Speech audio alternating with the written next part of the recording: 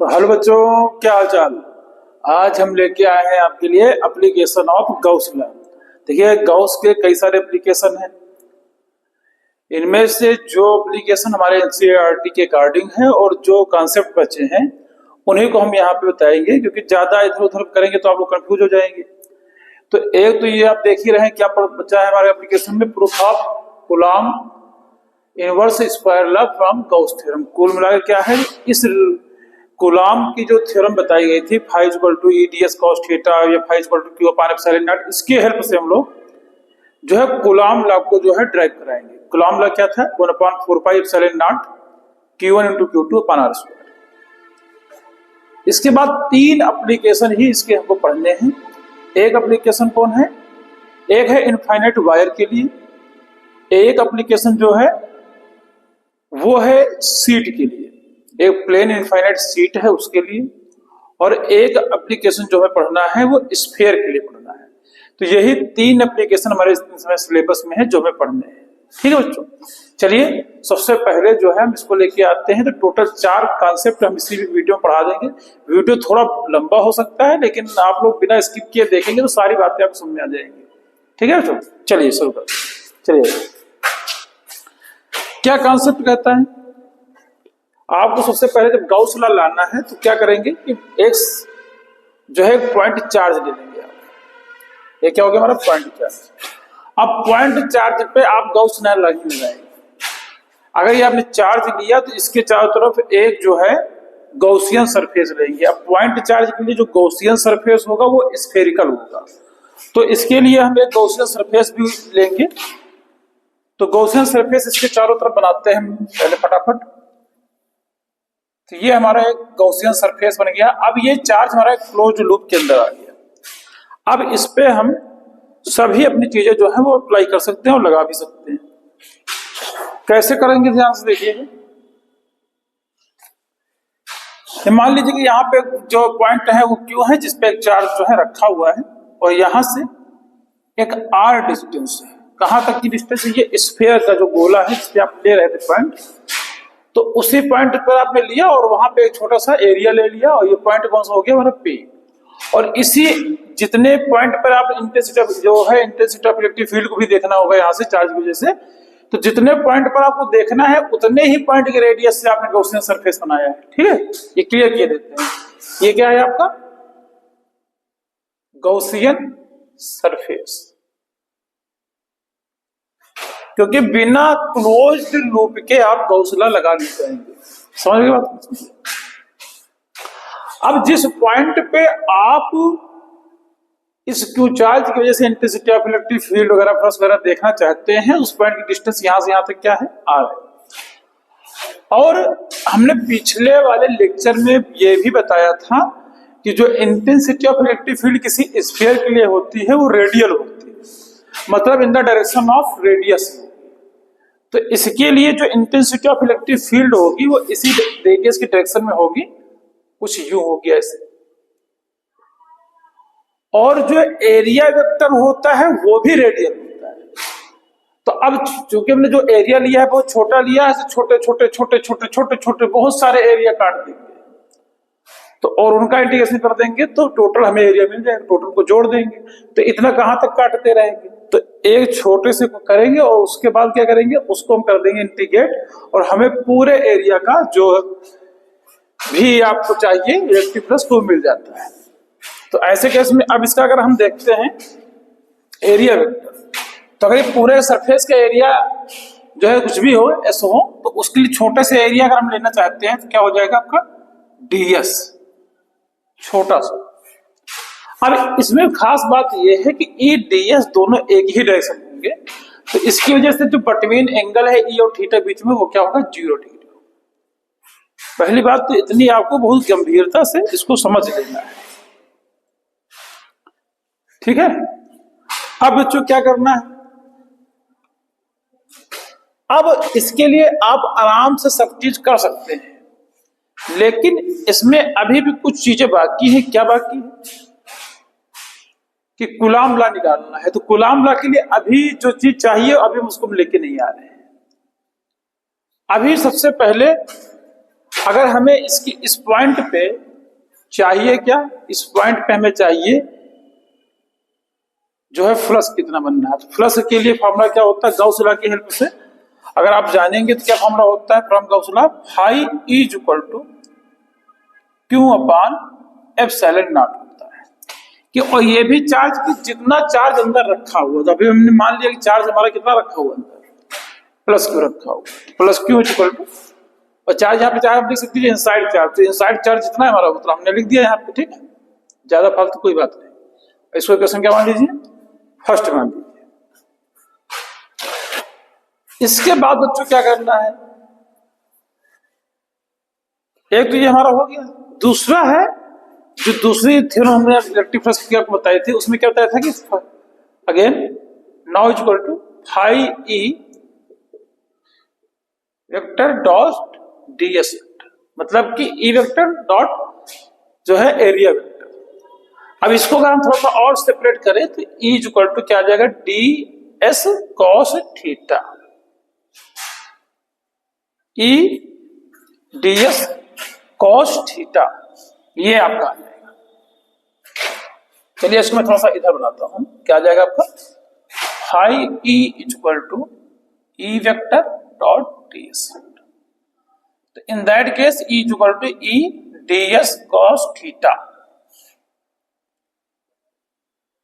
और बच्चों अब ये जो है जो निकल के आ रहा है वो छोटा सा फ्लक्स है, छोटे से चार्ज की वजह से छोटा फ्लक्स, तो ये है डी फाई हमारा, ठीक है। और डी फाई को जब हम टोटल इंटीग्रेट कर पाएंगे तब हमारा निकलेगा फाई, लॉजिक समझिए। तो यहां से D phi is equal to जो कॉस थीटा है, यहाँ पे जो ये एंगल है ये कितना है, यहाँ पे कॉस थीटा की जो वैल्यू है वो कितनी है, कॉस जीरो, तो द एंगल बिटवीन क्या है, जीरो, कॉस जीरो मान कितना होता है 1, तो यहां से कितना आ जाएगा ई डी एस। अब बच्चों अगर आपको फाई इलेक्ट्रिक फ्लक्स निकालना है टोटल, तो इसके लिए क्या करना पड़ेगा, हमें डी फाई को करना होगा इंटीग्रेशन। अब क्या करना है, इस चीज की वैल्यू को यहाँ पे सब्स्टिट्यूट कर देंगे, तो यहाँ हो जाएगा phi E is equal to E D S, यहां से ई हमारा जो है बाहर आ जाएगा, अंदर क्या बचेगा हमारा डीएस। अब DS DS DS DS DS क्या है, डीएस उस पार्ट का एरिया है जितने का आपने गॉसियन लूप लिया है। गॉसियन लूप ये है जिसकी रेडियस क्या है आर है, और गॉसियन लूप कैसा है हमारा बच्चा, स्फेरिकल है, सर्किल मत समझिएगा इसको। जो हमारा गॉसियन लूप है वो कैसा है, स्फेरिकल है, मतलब गोलाकार है, स्फेयर जैसा। तो अगर स्फेरिकल है तो जाहिर बात है स्फेयर का ही एरिया लेगी, और स्फेयर का जो एरिया होता है वो होता है 4 पाई आर स्क्वायर। तो यहां से phi E is equal to E dot 4 pi are square, ठीक है। इसको इक्वेशन नंबर मान लेंगे सेकेंड। अब फर्स्ट और सेकंड से देखिए जो चीज कर रहे हैं यही सभी एप्लीकेशन में हम लोग करते चलेंगे। अभी आप समझिए कि इसमें देखिए फर्स्ट और सेकंड, ये भी इलेक्ट्रिक फ्लक्स शुरू करना है, ये भी जाहिर बात दोनों फ्लक्स की डिफिनेशन है, तो दोनों कांसेप्ट वाइज किसी लेफ्ट हैंड साइड इक्वल है तो राइट हैंड साइड भी आपस में इक्वल हो जाएगा। तो क्या लिखेंगे, from equation first and second, यहां से क्या हो जाएगा, E 4 pi are square equal to Q upon epsilon naught. और यहां से आगे अगर इसको प्रोसीड करते हैं तो ई इक्वल टू नीचे ले आएंगे तो यहां से हो जाएगा 1/4 पाई एप्सिलॉन नॉट, और इसको ढंग से क्यू अपॉन आर स्क्वायर लिख सकते हैं। तो बच्चों इस पॉइंट पे जो इंटेंसिटी ऑफ इलेक्ट्रिक फील्ड होगी वो ये आ गई। आराम से समझते रहिएगा, कहीं की जल्दबाजी नहीं है आपको, ठीक है। अब इस पॉइंट पे जो फोर्स लगे रहा है, इंटेंसिटी ऑफ इलेक्ट्रिक फील्ड की कहानी आप पढ़े थे, तो उसके समझने के लिए हम लोग क्या लेके आते हैं, एक टेस्ट चार्ज। ये क्या है हमारा टेस्ट चार्ज। इस पॉइंट पे हमने रखा है एक टेस्ट चार्ज, इसी को हम लोग एक्सपेरिमेंटल चार्ज भी कहते हैं। ये हमेशा पॉजिटिव होता है और इसकी कोई भी इलेक्ट्रिक फील्ड नहीं होती। तो फोर्स अगर हम यहाँ पे समझते हैं तो फोर्स क्या होगा, यहाँ पे समझने की कोशिश करिएगा कि जो फोर्स है वो इस पॉइंट पे होगा F इक्वल टू Q और इंटू E होता है। तो चार्ज हमने कौन सा लिया है, Q नॉट, और इस पे जो इंटेंसिटी ऑफ इलेक्ट्रिक फील्ड है वो ये है। तो यहां से इसको अगर आगे प्रोसीड करते हैं तो हमें मिलता है एक वैल्यू, E की वैल्यू यहाँ पे अगर आप पुट कर देंगे तो 1/4 पाई एप्सिलॉन नॉट और Q into Q not upon L square.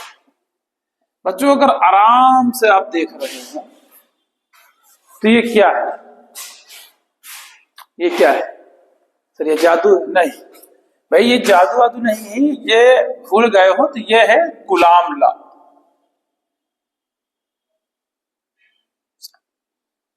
ये कूलॉम लॉ है, ना हो तो पहले वाला जाके लेक्चर देखो, वहां पे हमने यही बताया है। तो ये गॉस थ्योरम में हमने आपको गॉस थ्योरम की हेल्प से हमने पहला एप्लीकेशन जो बताया आपको उसमें क्या समझाया, क्योंकि कूलॉम लॉ कैसे हो, तो कैसे हम एक गॉस एप्लीकेशन को इस्तेमाल करके कूलॉम लॉ को ला सकते हैं। तो कई बार क्वेश्चन में आ जाता है कि आप प्रूफ करिए, help of Gauss law proof that Coulomb law. इसी को हम लोग क्या बोलते हैं, इनवर्स स्क्वायर लॉ भी बोल देते हैं, proof of Coulomb inverse square law. तो तब भी आपको ये करना है, यहाँ पे थोड़ी बहुत थ्योरी आपको लिखनी रहेगी, कुछ खास थ्योरी नहीं लिखनी है कि लिख देंगे consider a positive charge at point O and its take a point at r distance of point P, and from this point we find out intensity of electric field for positive charge plus Q, and we carry for this we carry a charge test charge Q naught। बस थोड़ा बहुत 4-5 line थोड़ा सा book की help लेके आप, यार help की जरूरत नहीं, 3-4 लाइन आपको जो समझ में आता है वो लिखिए, बाकी एजिट करिए, कंप्लीट करिए। अब इसके बाद जो नेक्स्ट एप्लीकेशन बच्चों आता है वो है इनफाइनाइट वायर का। क्या एप्लीकेशन आता है, इनफाइनाइट वायर, मतलब एक तार है जिसकी लेंथ जो है, वायर जो है वो लेंथ इसकी इनफाइनाइट है, और उस वायर के कारण जो है जो इंटेंसिटी ऑफ इलेक्ट्रिक फील्ड है वो कैसे वर्क करती है। तो ये आपको समझाएंगे, बहुत आराम तरीके से आपको समझाएंगे। थोड़ी बहुत जो थ्योरी लिखनी रहेगी वो अपने आप थोड़ा सा लिखते रहेंगे, समझने की भी कोशिश करिए कैसे थ्योरी लिख रहे हैं, तो आपके बहुत बेहतर रहेगा।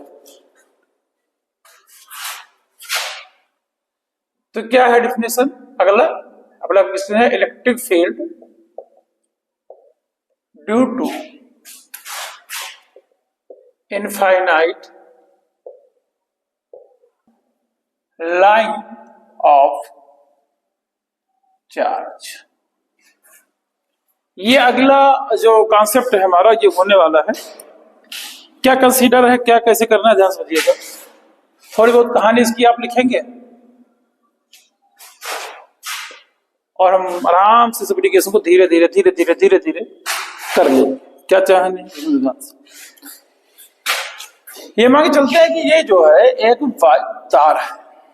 तार कैसा होता है, ऐसे जैसे मार्कर देख रहे हैं, ये मार्कर कैसा है, गोल है ना एकदम, ऐसे ही हमारा तार होता है एकदम गोल, और ये चूंकि इनफाइनाइट है,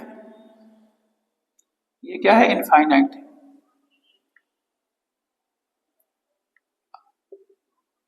इन्फिनिटी का मतलब ये नहीं होता कि चीजें बहुत ज्यादा, अब ये मान के चलो कि बोर्ड में एक चींटी बैठा दे तो उसके लिए जो पूरी बोर्ड की जो दुनिया है बहुत बड़ी है, तो उसके लिए दुनिया इनफाइनाइट है। ये है कॉन्सेप्ट इनफाइनाइट का, ये नहीं कि ऐसी जो चीज है तो किसी चीज के लिए आप जो चीज कैलकुलेट कर रहे हैं अगर वो बहुत बड़ी है तो उसको बोलेंगे वो इनफाइनाइट है उसके लिए, ठीक है।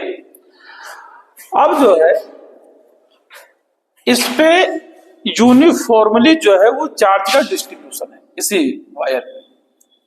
इसी वायर पे बच्चों यूनिफॉर्म चार्ज का डिस्ट्रीब्यूशन किया गया है। अब आगे क्या है कि इस वायर की वजह से हमें सब कुछ समझना है, जो आप समझ में बताना चाहता हूँ, इंटेंसिटी ऑफ इलेक्ट्रिक फील्ड वगैरह कैसे वर्क करेगी ये चीज।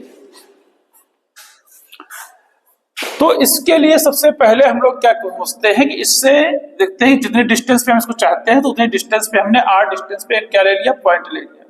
पॉइंट कुछ भी ले लो, पी ले लो, क्यू ले लो, आर ले लो, एस ले लो, जो पॉइंट आप चाहो, और इस पॉइंट के लिए, और इस पर हम मान लेते हैं कि जो चार्ज है वो क्या है, अभी क्यू है। अच्छा, स्मॉल क्यू कई बार लिखा रहता है, कई बार कैपिटल क्यू रहता है, मैटर नहीं करता कि कौन सा चार्ज आप लेके चल रहे हो, कौन सा चार्ज नहीं लेके चल रहे हो। बस ये मान के चलिए कि चार्ज का जो डिस्ट्रीब्यूशन है इसके ऊपर किया गया है, वो भी चार्ज कैसा है, यूनिफॉर्मली चार्ज इसके ऊपर क्या है, वो डिस्ट्रीब्यूट है। Small Q capital Q, sir मेरी किताब में तो स्मॉल क्यू लिखा है, कोई बात नहीं, आप स्मॉल क्यू लिखो, ऐसा कुछ नहीं। अब इस पे अगर गॉस लॉ लगाना है तो गॉस लॉ लगाने के लिए ये जो है क्लोज होना चाहिए। देखिए ध्यान से, ये अगर गोल है तो इसको क्लोज करने के लिए गोल सिलेंडर ही इसके ऊपर आएगा, ये देख रहे हैं, और इसको हमें चारों तरफ से कवर करना है, तो वो क्या होगा, एक गोल सिलेंडर होगा, और वो ऐसा ही क्या होगा, गॉसियन सरफेस। तो इसको हमें कवर करना है, बच्चों ध्यान दीजिएगा, अगर इसको कवर करना है तो इसके लिए हम जो लूप बनाएंगे वो भी क्या होगा, क्योंकि वायर सिलेंड्रिकल है तो लूप भी हमारा सिलेंड्रिकल होगा, ऐसे। तो इस तरीके से इसका लूप होने वाला है। अब ये सब लोग जानते ही हो कि जो इंटेंसिटी ऑफ इलेक्ट्रिक फील्ड है वो प्लस से क्या होती है, दूर होती है, माइनस की ओर होती है। तो अभी हमने इस पे पॉजिटिव चार्ज डिस्ट्रीब्यूट किया है, तो इससे इंटेंसिटी ऑफ इलेक्ट्रिक फील्ड कुछ इस डायरेक्शन में होने वाली है, यूनिफॉर्मली। ये दो बता दिया तीर लगा के, तमाम सारे तीर नहीं। इधर भी देखेंगे तो इसी डायरेक्शन में जाएगी इंटेंसिटी ऑफ इलेक्ट्रिक फील्ड, कहीं भी आप देख लीजिए। अब एरिया वेक्टर की बात करते हैं तो बहुत अहम है। पिछला वीडियो लगभग 1 घंटे का बना था, जिसमें हमने शुरुआती में आपको एरिया वेक्टर कायदे से बताया था और कई सारी बातें, फ्लक्स फ्लक्स सब, तो उसको आप जरूर देख लीजिए अगर एरिया वेक्टर कहीं क्लियर नहीं होता है तो इस पे अगर आप एरिया वेक्टर की कहानी समझते हैं तो देखिए, छोटा सा आप सेक्शन लीजिए, उसका एरिया वेक्टर किधर आएगा, इधर ही तो आएगा, इधर, तो लिख दिया इसको ds। अगर यहाँ पे कोई एक सेक्शन लेते हैं तो उसका एरिया वेक्टर, क्योंकि हमें बताया था सिलेंड्रिकल वाले पार्ट में, यहाँ वाले पार्ट पे एरिया वेक्टर कहाँ आएगा, इसके ऊपर की ओर, ये ds आ गया। नीचे वाले सेक्शन की तरफ अगर आप एरिया वेक्टर लिखते हैं तो वो कहाँ आएगा, वो भी नीचे आएगा। इस वाले के लिए इधर आ जाएगा, तमाम सारी करने की जरूरत नहीं। देखो इस कर्व्ड सरफेस, ये क्या है, कर्व्ड सरफेस, इस पे एरिया वेक्टर एक जगह ले लिया पर्याप्त है, एक जगह नीचे ऊपर ले लिया, बस दिखाने के लिए पर्याप्त हो गया। अब इन पॉइंट पे इंटेंसिटी ऑफ इलेक्ट्रिक फील्ड अगर देखा जाए तो इसके लिए इधर है, ये इधर है, इस पॉइंट पे इंटेंसिटी ऑफ इलेक्ट्रिक फील्ड इधर है, यहाँ पे डिग्री कितनी है, 90 डिग्री है, इस पॉइंट पे डिग्री कितना है, 90 डिग्री है, यहाँ पे एक ई डायरेक्शन में थीटा कितना है, 0 डिग्री। बोलो बच्चों, आ रहा मतलब, हाँ सर धीरे धीरे आ रहा है, चलो धीरे ही धीरे आ जाए, बहुत बढ़िया। देखिएगा अब क्या करना है, अब यहां लिखेंगे फिर से, आप इसकी थोड़ी को कहानी लिख देंगे। कहानी क्या लिखेंगे, देखिए एक नोट है जो मैं लगा दूंगा, देखना हो तो आप देख लीजिएगा, है ना, अपनी भाषा में लिख देना कि जो है एक चार्ज है, सिलेंड्रिकल वायर है जिसकी इनफाइनाइट लेंथ है, तो सब मैं मिक्स लैंग्वेज बता रहा हूँ जिससे आप समझ पाए, और इस पे r डिस्टेंस पे एक पॉइंट P है जहां पे हम intensity of electric field due to this wire क्या करने वाले हैं, कैलकुलेट करने वाले हैं। तो कहते बता देंगे इंटेंसिटी अवे है, और ये सब चीजें लिखने के बाद सीधे आ जाएंगे ई पे लगाएंगे। तो क्या प्लस होगा फाई ई का, अगर आप निकालना चालू करेंगे धीरे धीरे, तो इस पॉइंट पे देखिए थोड़ा सेक्शन बना लेते हैं, इसको एक 1 सेक्शन मान लेते हैं, इसको 2 सेक्शन मान लेते हैं, इसको 3 सेक्शन मान लेते हैं। तो फ्लक्स तीनों की वजह से एक पूरा ये फेस हो गया, एक ये ऊपर वाला और एक ये नीचे वाला, 3 सेक्शन बने, तीनों सेक्शन की वजह से अलग अलग जोड़ लेते हैं। तो फ्लक्स पहले फाइबर में निकाल लेते हैं ई ds करके, ई ds cos थीटा, ये पहला हो गया, प्लस दूसरा ई ds cos थीटा, ds वगैरह तो डायरेक्ट मैं लिख रहा हूं, अब थोड़ा सा आप उसको समझिए, वेक्टर हटाएं फिर लगाएं तो बार बार वही चीज करना अच्छी बात नहीं लगती। फिर क्या हो जाएगा, ई ds cos थीटा। अब यहां समझेंगे कि जो ये 1 वाला पॉइंट है इसके लिए थीटा तो 0 डिग्री है, लेकिन इन सभी के लिए, इस पॉइंट के लिए, इस पॉइंट के लिए, इन सभी पॉइंट के लिए थीटा कितना है, 90 डिग्री। तो ई ds कुछ भी हो, लेकिन अब ये cos 90 हो गया, cos 90 मान 0, तो ये दोनों वैल्यू 0 हो जाएगी, केवल ये बचेगा। तो यहां क्या हो जाएगा आपका फाई ई इक्वल टू ई, यहां से आपका कांस्टेंट टर्म में बाहर हो जाएगा, यहां से क्या आ जाएगा ds, cos थीटा की वैल्यू 0। अब इस वायर की जो लेंथ आपको हमने बताई थी कि आप मान लेते हैं जितनी आपने लेंथ ली है वो बहुत लंबी क्या है, L है। तो जो कर्व सरफेस एरिया होता है वो होता है 2 पाई आर एच। जहां एच क्या उसकी हाइट, तो यहाँ हाइट का फॉर्म क्या है, एल है, और बाकी 2 पाई वैसे ही है, और आर डिस्टेंस जो डिस्टेंस वेंट्रिकल क्लियर हो, और वो है रेडियस ही है, और एच हो गया। तो ऐसे केस में अगर आपको समझना हो तो जो डीएस का इंटीग्रेशन है तो क्या हो जाएगा, 2 पाई आर एल। तो फाइव ई इक्वल टू ई यहां से हो जाएगा 2 पाई आर एल। किसका इंटीग्रेशन, डीएस का इंटीग्रेशन क्या हो जाएगा, 2 पाई आर एल। इसको क्वेश्चन क्या हम बोल सकते हैं, इसको बोल सकते हैं हम लोग इक्वेशन नंबर फर्स्ट। अगेन अगर आप गॉस लॉ को फिर दूसरा वाला अगर आप एप्लीकेशन इस्तेमाल करते हैं तो वहां क्या बताया था, five equal to inside charge जितना है क्यू अपान एप्सिलॉन नॉट। तो उस सब में यही काम करना बेटा, अभी जितने बैठाऊंगा सब में यही करना है। ये दोनों एक दूसरे के इक्वल है तो ये भी आपस में क्या हो जाएगा बच्चों, इक्वल हो जाएंगे। तो क्या हो जाएगा, E dot 2 pi R L equal to Q upon epsilon naught. ये वैल्यू आप उधर लेके चले जाएंगे तो यहाँ इन दैट केस क्या हो जाएगा, E equal to 1 upon 2 pi epsilon naught. मैं थोड़ा सा सही सटीक तरीके से लिख रहा हूं इसको, आप समझिएगा कि क्यू पाई इधर हो गया, इधर हो गया आपका आर एल। ठीक है, ये भी एक सही तरीका है। अगर आप इसको यहीं पे छोड़ना चाहे तब भी ठीक है, नहीं तो अगर मैं ये करूं कि यहाँ पे 2 से ऊपर नीचे मल्टीप्लाई कर देता हूं, एक 2 से यहाँ पे और एक 2 से यहाँ पे, तो क्या हो जाएगा देखिएगा अगले स्टेप में। थोड़ा सा इधर लिखते हैं, अगर नहीं दिख रहा है इधर आ जाइएगा थोड़ा सा ऐसे, इधर मैं लिख रहा हूं इसको, तो आप समझिएगा कि मल्टीप्लाई कर देते हैं तो क्या आ जाएगा, E 1 upon 4 pi epsilon naught, और यहां से क्या हो जाएगा 2 क्यू अपान, यहां से क्या आ जाएगा आपका आर एल। और बेटा याद करो हमने एक चीज आपको पढ़ाई थी, क्या पढ़ाई थी, पढ़ाया था हमने आपको लीनियर चार्ज डेंसिटी, जहां पे लीनियर चार्ज डेंसिटी बताया था कि पर यूनिट लेंथ में अगर चार्ज डिस्ट्रीब्यूशन आप समझते हैं तो उसको क्या बोलते हैं हम लोग, लीनियर चार्ज डेंसिटी। तो ज्यादा कुछ नहीं करना है, ये जहां पे ये लिखा हुआ क्यू बाई एल, इसकी वैल्यू को यहाँ पे ही हम लोग इस जगह पे क्या कर देंगे, सब्स्टिट्यूट कर देंगे। तो इनके प्लेस पे हम लोग क्या लिख सकते हैं, इनके प्लेस पे हम लोग लिख सकते हैं E equal to 1 upon 4 pi epsilon naught, और ये हो जाएगा बच्चों 2 lambda by are.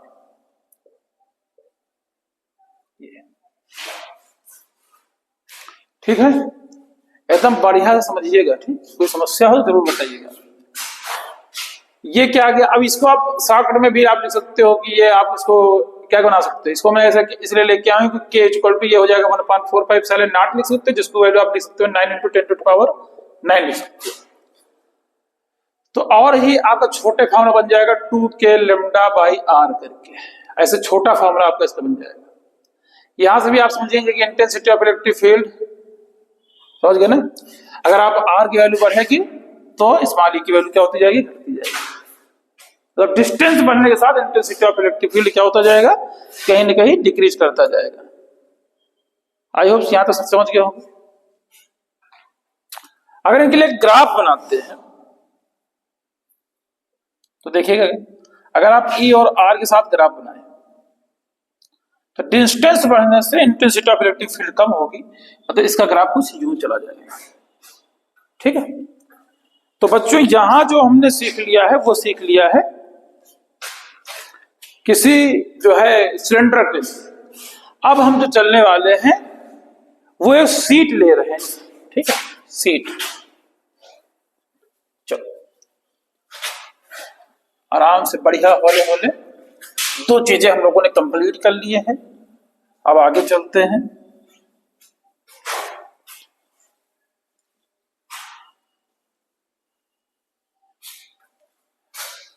Electric field, infinite line of charge पढ़ लिए। अब जो हम लोग आगे पढ़ेंगे वो पढ़ेंगे इलेक्ट्रिक फील्ड ड्यू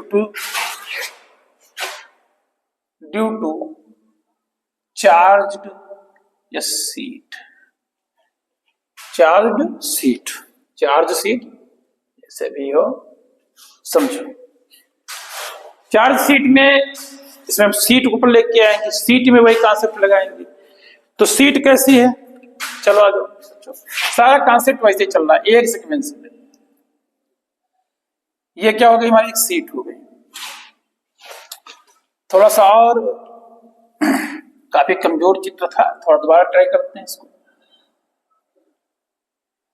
कमजोर चित्र नहीं बनाना है क्योंकि भी जगह हम लोग को चाहिए, तो थोड़ा सा स्ट्रॉन्ग चित्र बनाते हैं हम लोग। यहाँ पे थोड़ा बड़ा भी बनाना पड़ेगा इसको। ये थोड़ा सा परफेक्ट बन गया है, ठीक है। तो इस पे हम लोग एक यूनिफॉर्मली चार्ज का डिस्ट्रीब्यूशन करके रखते हैं ऐसे, फटाफट बिना देरी करने के। अब देखिए यूनिफॉर्म चार्ज आप कैसा भी ले सकते हैं, नहीं सर आप प्लस बना रहे हैं माइनस नहीं बना रहे, तो यूनिफॉर्म ले रहे हैं या तो पूरा प्लस ले लेंगे या तो पूरा माइनस ले लेंगे। आप कैसे भी इसकी डेरिवेशन करिए, प्रूफ रहेगा, ठीक है। ऐसी कोई दिक्कत नहीं कि आप यहाँ पे इस चीज को नहीं कर सकते। अब इस पूरी सीट में जो चार्ज है वो कुछ भी हो सकता है, पूरी सीट है। इस सीट की वजह से इंटेंसिटी ऑफ इलेक्ट्रिक फील्ड हमें क्या करनी है, वो देखनी है कि इस सीट की वजह से इंटेंसिटी ऑफ इलेक्ट्रिक फील्ड क्या होगी। तो ये सीट जो है पूरी क्या है, ओपन है। तो ऐसे केस में हम थोड़ा सा सेक्शन फिर से इसमें वही उसी तरह लेंगे जैसे हम लोग पहले सेक्शन लिए थे। एक छोटा सा सेक्शन यहाँ पर भी हम लोग लेंगे जिसकी वजह से इंटेंसिटी ऑफ इलेक्ट्रिक फील्ड देखते हैं। तो इससे क्या होगा, तो अगर सेक्शन लेंगे तो लूप कैसा बनेगा, देखिए ऐसा ही लूप बनेगा जो मैं एक ग्रीन पेन से बना रहा हूं यहाँ पे, ग्रीन मार्कर से, और एक इसका लूप पीछे की तरफ होगा। मतलब कार्डबोर्ड ऐसे बना हुआ है, कार्डबोर्ड के अंदर से सिलेंड्रिकल, समझ गए। चलो, तो ये ऐसा कुछ लूप देखने को हमको मिलता है इस तरीके से। तो ऐसे केस में बच्चों इंटेंसिटी ऑफ इलेक्ट्रिक फील्ड फिर से आप 3-4 पॉइंट समझ लीजिए कि इस पॉइंट पे सीट है तो इससे क्या होगा, ये सीट बच्चों ऐसे रखी है, तो इसके पीछे उधर साइड होगी और इसके पीछे इस साइड होगी, है ना, प्लस से दूर माइनस की ओर। तो इसके लिए इंटेंसिटी ऑफ इलेक्ट्रिक फील्ड इधर, और अगर इस पॉइंट वाले के लिए इंटेंसिटी ऑफ इलेक्ट्रिक फील्ड चाहते हो तो इधर, ठीक है।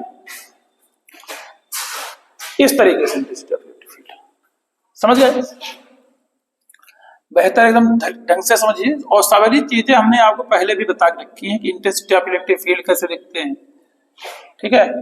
तो चित्र थोड़ा वहां गड़बड़ हो गया था अभी, है ना, तो टेढ़ा हो गया था, पोलियो हो गया था, इसको कोई बात नहीं, समझ लो। अब यहाँ पे इंटेंसिटी ऑफ इलेक्ट्रिक फील्ड इधर ही है और उधर है।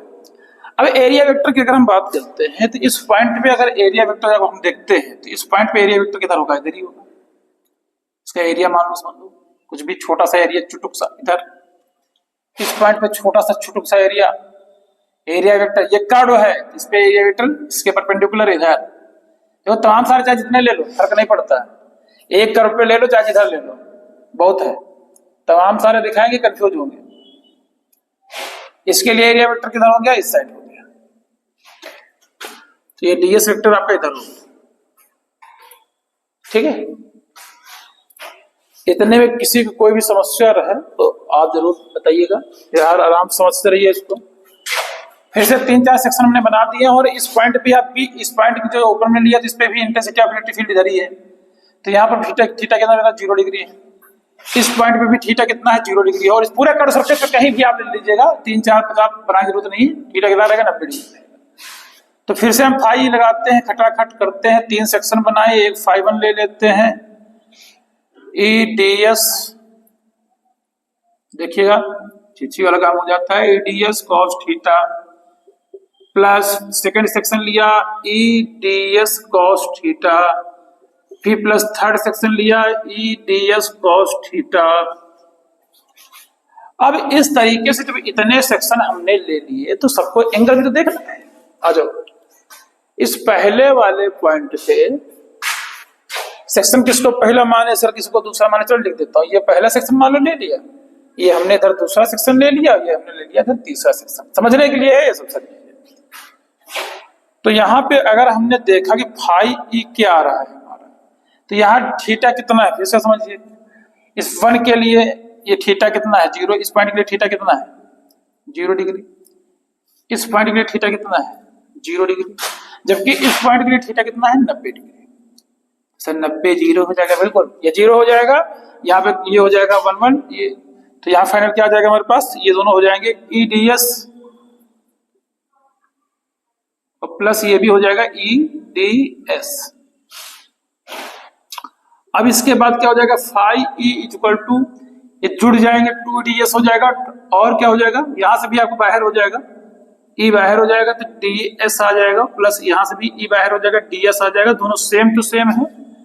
तो इसको हम आगे भी प्रोसीड कर सकते हैं। यहाँ पे क्या हो जाएगा, फाइव ई इक्वल टू बच्चों टू ई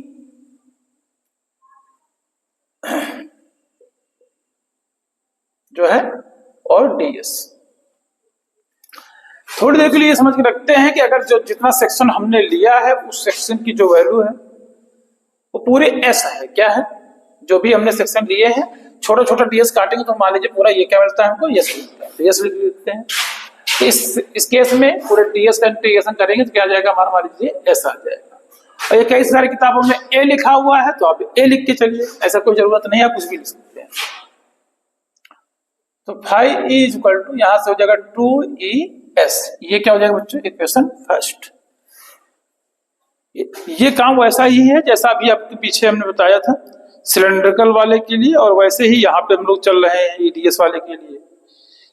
ठीक है, सरफेस एरिया मिला है।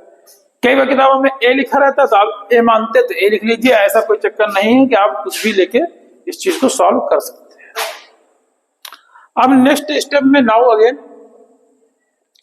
फाइव इक्वल टू बच्चों क्या होता है, क्यू अपॉन एप्सिलॉन नॉट होता है। अभी क्यू कहाँ का, इनसाइड वाला, ये समझना बहुत जरूरी रहता है कि क्यू कहाँ का लेना है। फिर आ जाएंगे from equation first and second में, फ्रॉम इक्वेशन फर्स्ट एंड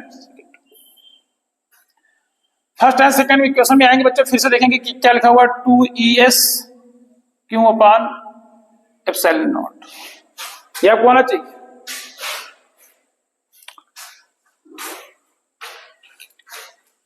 तो सर अब क्या हो सकता है, देखिए यहां पर ये चार्ज इसके सरफेस पर था, तो चार्ज सरफेस पर है तो सरफेस ही चार्ज डेंसिटी लगेगी। जब चार्ज अगर लीनियर वे में था तो लीनियर चार्ज डेंसिटी, जब सरफेस पे था तो सरफेस चार्ज डेंसिटी। तो सरफेस चार्ज डेंसिटी का जो फॉर्मूला होता है, surface charge density per unit area में जो चार्ज होता है, नोटेशन क्या था उसका, सिग्मा। तो sigma equal to q by A. अब यहां जैसे एरिया एस लेके चले हैं तो आप यहां पे थोड़ी देर के लिए एस लिख लीजिए, क्या फर्क पड़ता है तो एरिया ही। तो अब क्यू इक्वल टू क्या हो जाएगा, सिग्मा इंटू एस। अब सिग्मा इंटू जब एस हो जाएगा तो इस क्यू की वैल्यू को हम यहाँ पे क्या कर देंगे, सब्स्टिट्यूट कर देंगे इस वाले फॉर्मूले जो हम देख के आए हैं, इस फॉर्मूले में यहाँ पे क्यू के प्लेस पे रख देंगे सिग्मा इंटू एस। तो फॉर्मूला क्या हो जाएगा बच्चों, two E S equal to यहां से हो जाएगा sigma S upon epsilon naught. और देखिएगा बड़ी खूबसूरत चीज निकल के आती है कि यहां से एस कट जाएगा हमारा, और ई इक्वल टू टू नीचे आ जाएगा तो sigma upon two epsilon naught. ये क्या निकल आया है, किसी एक प्लेट की वजह से, बच्चों ध्यान समझिएगा, ये वेरी इंपॉर्टेंट है प्लेट के सवाल को समझने के लिए। किसी एक प्लेट की वजह से जो इंटेंसिटी ऑफ इलेक्ट्रिक फील्ड होती है, किसी एक प्लेट की वजह से जो इंटेंसिटी ऑफ इलेक्ट्रिक फील्ड होती है वो sigma upon two epsilon not होती है, ये याद रखिए। ठीक है, यानी यहां कहीं पर भी आर नहीं आया, तो E is independent for distance. Distance के लिए इंडिपेंडेंट होता है इस केस में, यानी यहां पर डिस्टेंस से इसका कोई लेना देना नहीं है। तो अगर इसका हम ग्राफ बनाते हैं, यहां पर भी आप समझिएगा E और R को लेके, तो R यानी कि डिस्टेंस बढ़ने के साथ साथ इसका जो ग्राफ रहेगा इंटेंसिटी ऑफ इलेक्ट्रिक फील्ड को डिक्रीज नहीं करेगा, वो इस तरह से कांस्टेंट रहेगा, मतलब सीधा जाएगा ग्राफ। ठीक है बच्चों, चलिए आगे हम लोग चलते हैं फटाफट। एप्लीकेशन अगले प्रोसीड, जो अगला लास्ट एप्लीकेशन है इसका स्फीयर का, उस पे चलने से पहले हम इसके कुछ और तगड़े तगड़े वाले थोड़े से 2-3 कॉन्सेप्ट पढ़ लेते हैं, फिर चलते हैं स्फीयर। ठीक है, आइए। क्या कॉन्सेप्ट पढ़ना है सर, देखिएगा, बस जादू आने वाला है सामने, बस चंद मिनटों में देखिए। अभी जो है जिन निकलेगा उससे, है ना, चिरा को जैसे रगड़ेंगे भी जिन निकलेगा उससे, फट करते। देखो अभी लोग जिन लेकर निकालते हैं, आप पे देखिएगा क्या कॉन्सेप्ट है, यूजफुल कॉन्सेप्ट है जो आपको सवाल में नहीं पढ़ने। ये यूजफुल कॉन्सेप्ट आप समझ लीजिए क्या है, बहुत जरूरी है। ये एक सीट है बच्चों, ये क्या है, सीट। इस पे कैसा चार्ज है, पॉजिटिव चार्ज। इस पे कैसा चार्ज है, पॉजिटिव चार्ज। एक और सीट है,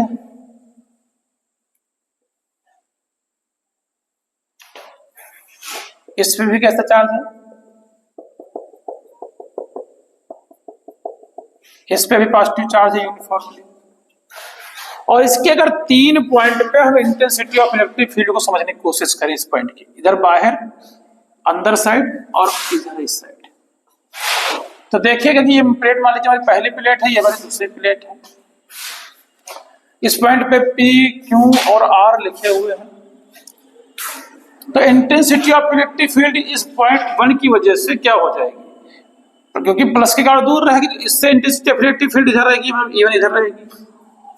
और इसके 2 की वजह से इंटेंसिटी ऑफ इलेक्ट्रिक फील्ड उसकी वजह से क्या भी रहेगी, दूर रहेगी, यानी A2 इधर रहेगा। ध्यान समझिएगा।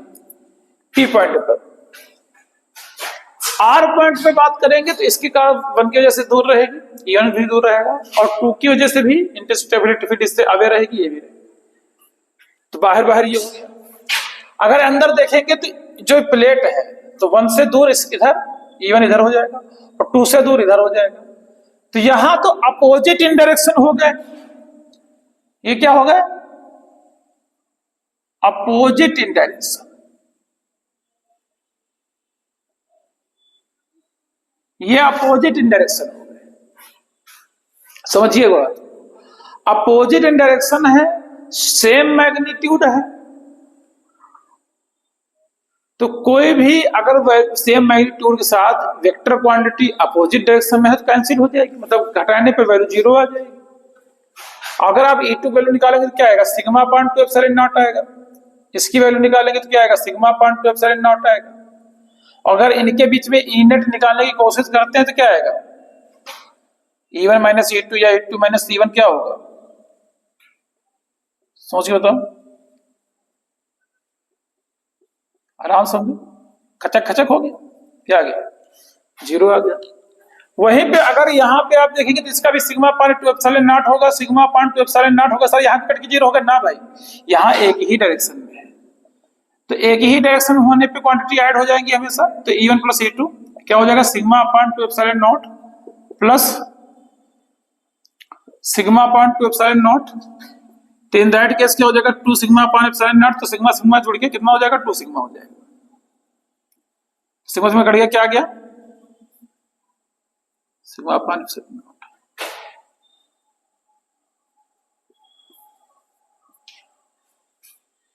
और यही बच्चों इधर भी जुड़ के क्या आ जाएगा, E net same to same process में क्या आ जाएगा, sigma upon 2 epsilon naught, sorry sigma upon epsilon naught. यानी अगर 2 सेम प्लेट है जिस पे चार्ज डिस्ट्रीब्यूशन सेम है, तो इनके इनसाइड जो है वो इंटेंसिटी ऑफ इलेक्ट्रिक फील्ड 0 रहेगी, और आउटसाइड जो intensity of electric field 2 field के लिए रहेगी, कितनी रहेगी, सिग्मा अपॉन एप्सिलॉन नॉट रहेगी। ऐसे 3 प्लेट लगा दी जाए, 4 प्लेट लिख जाए तो डायरेक्शन की भाई ऐसे ही आपको एनालिसिस करना है। अगर एक प्लेट पॉजिटिव और एक प्लेट नेगेटिव लगाई जाए तब क्या होगा, चलिए इसको थोड़ा समझते, इसको समझ लीजिए पहले, हट जाते हैं। अगर एक प्लेट पॉजिटिव और एक प्लेट नेगेटिव लगाई जाए तब क्या होगा, देखिए ये प्लेट मान लीजिए नेगेटिव हो गई, ये प्लेट नेगेटिव, तो अब क्या कहानी होगी, अब देखिए ध्यान से। प्लस से दूर हो गया, क्या समझिएगा, प्लस से दूर हो गया, ईवन प्लेट उसकी दूर है तो सेकंड प्लेट है, और E2 क्योंकि निगेटिव उसकी ओर ही होगा ऐसे। और यहां पे देखेंगे प्लस की ओर, यानी कि अब E1 की जो डायरेक्शन है, जो E1 है इस पॉइंट पे, वो E1 इस तरफ हो जाएगा। एक मिनट, सॉरी, अगर आप यहां से देखेंगे तो E1 इससे दूर हो जाएगा क्योंकि पॉजिटिव प्लेट है E1 पे भी पॉजिटिव चार्ज है और E2 पे निगेटिव चार्ज है, तो ये क्या हो जाएगा, इसकी ओर हो जाएगा ऐसे। यहां पर भी प्लस से दूर हो जाएगा और E2 प्लेट इसकी ओर हो जाएगा ऐसे। तो जब एक पॉजिटिव और निगेटिव प्लेट लेंगे तो यहां अब आउटसाइड जो है अपोजिट डायरेक्शन हो जाएंगे, अब इनसाइड क्या हो जाएगी, सेम डायरेक्शन हो जाएगी, इनसाइड क्या हो जाएगा, same in direction.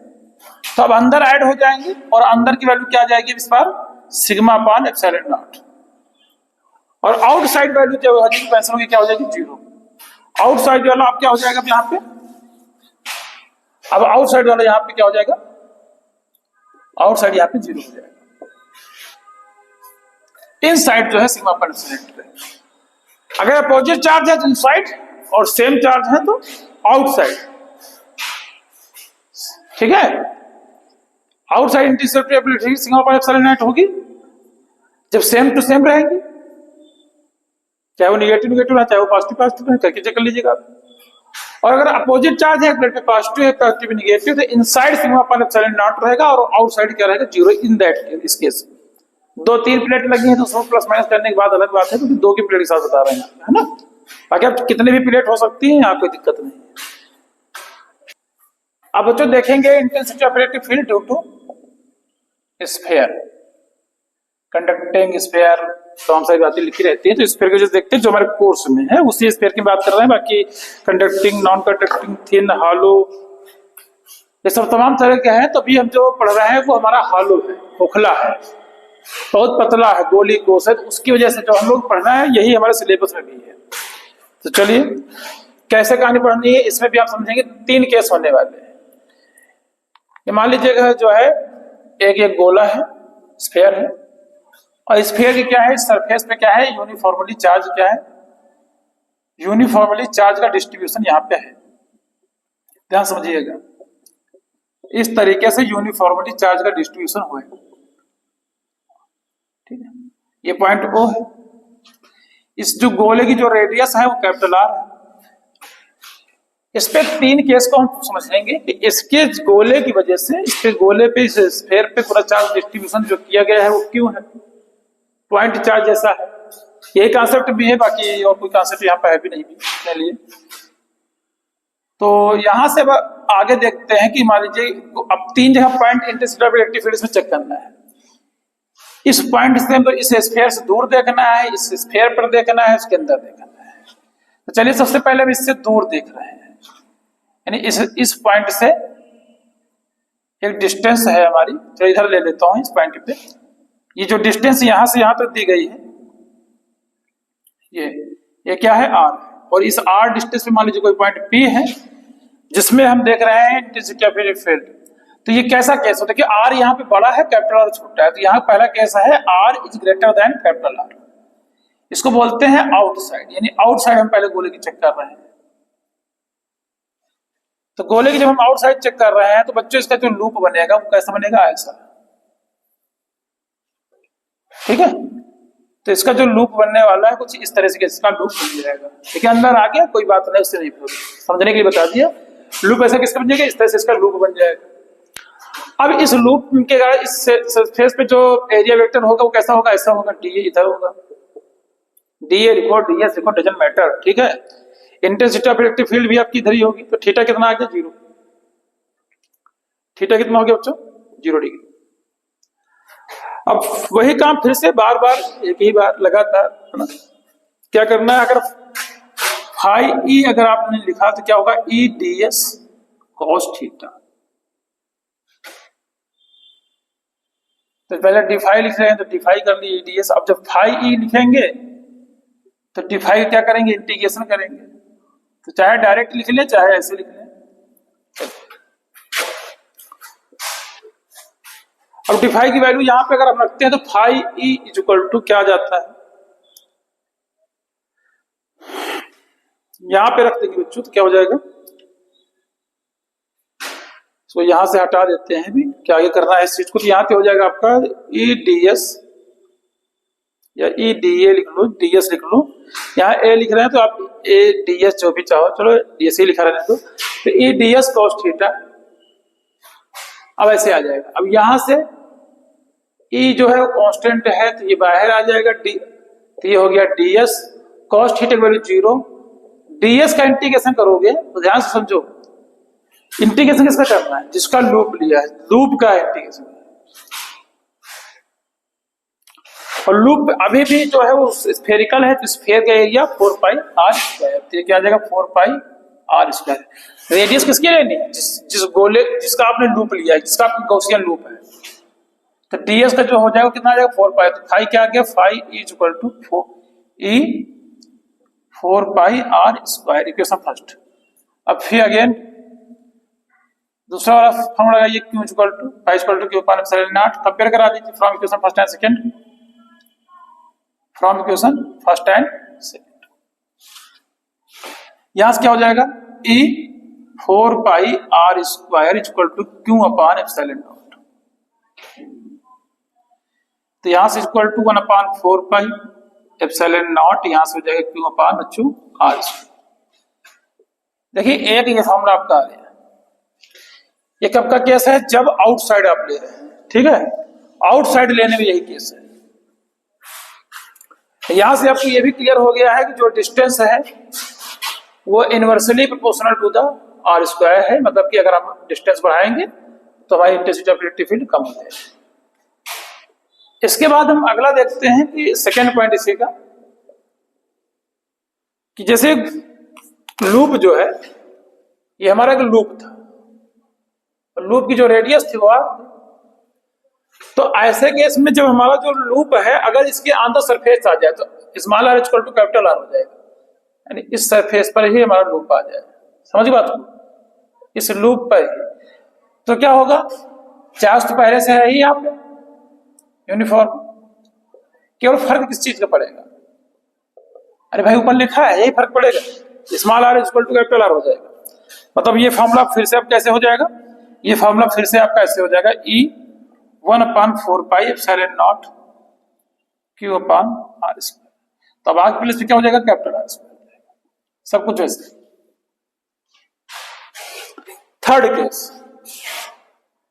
Third case क्या है, इनसाइड का, मतलब कि R is less than capital R, ये सरफेस पर हो गया, ये इनसाइड, तो अगर इनसाइड की बात करते हैं बच्चों, इनसाइड का मतलब क्या है कि ये हमारा एक लूप है, लूप की रेडियस कैपिटल आर है, और जो हमने पॉइंट अब लिया है लूप का वो जो है अंदर लिया है, जहां पे आप देख रहे हैं तो आप उतने पॉइंट से आप बना देंगे इसका लूप, चार्ज इस बार देखो बाहर ही रह गया है,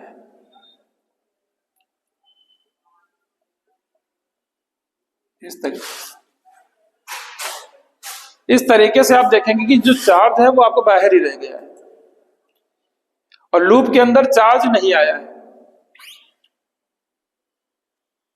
आया है क्या, चेक कर लो, नहीं आया है,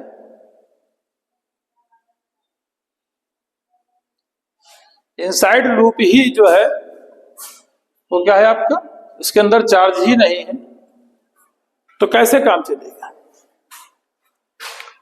अब देखिए कैसे इसको डेरिवेशन आगे कैसे बढ़ाना, तो देखिए फ्रॉम ये पूरा प्रोसेस जो आपने फ्रीक्वेंसी में फर्स्ट तक किया था वही लिखे दे रहे हैं, क्योंकि ये तो वही रहेगा अभी आपका, बार बार करने से हमारा कोई इसका मतलब नहीं है। आगे समझिएगा, थोड़ा सा स्पेस कम है तो सिस्टम मैनेज करके लिख रहा हूं इसको यहाँ पे। आगे क्या समझना है आपको यहां से कि ये ऐसे है, तो फाई ई इक्वल टू जो गॉस लॉ तो क्या होता है क्यू अपान एप्सिलॉन नॉट। अब देखिएगा कि इस लूप के बाहर चार्ज, जबकि लूप के अंदर चार्ज लेना, और चार्ज तो बाहर, लूप के अंदर चार्ज ही नहीं है यहाँ पे, तो क्यू 0 हो गया, तो फाई ई इक्वल टू क्या हो गया 0 by epsilon not, equation second, ये पहले से थी ही इक्वेशन, तो चलिए इसको भी मान लेते हैं, फर्स्ट सेकंड हो गई है वहां पे इक्वेशन, तो इसको थर्ड मान लेते हैं, इसको 4 मान लेते हैं। तो from equation third and four, from equation third and four क्या हो जाएगा, E4 pi r square equal to 0 upon epsilon naught. ये 0 हो जाएगा, ऐसे केस में हमारा E भी 0 हो जाएगा। मतलब ऐसे केस में जब हालो है, जब थिन है, चार्ज उसके सरफेस पर है, अंदर चार्ज नहीं है, तो इनसाइड जो इंटेंसिटी ऑफ इलेक्ट्रिक फील्ड है वो भी क्या रहेगी, 0 रहेगी। मतलब अंदर इंटेंसिटी ऑफ इलेक्ट्रिक फील्ड देखने को भी नहीं मिलेगी। तो ये स्फीयर का हो गया बच्चों, बहुत हम हिसाब से आपको बहुत कम शब्दों में इसको बता दिए हैं, ज्यादा कुछ करना नहीं है। इनसाइड आउटसाइड क्या है, ज्यादा राम चर्चा किस्सा कहानी लगाना नहीं है, इसको नोट कर लीजिएगा। इसका थोड़ा सा ग्राफ है तो वो हम थोड़ा सा बता दे रहे हैं आपको इधर ही, यहाँ पे बोर्ड पर ध्यान समझ लीजिएगा क्या ग्राफ है।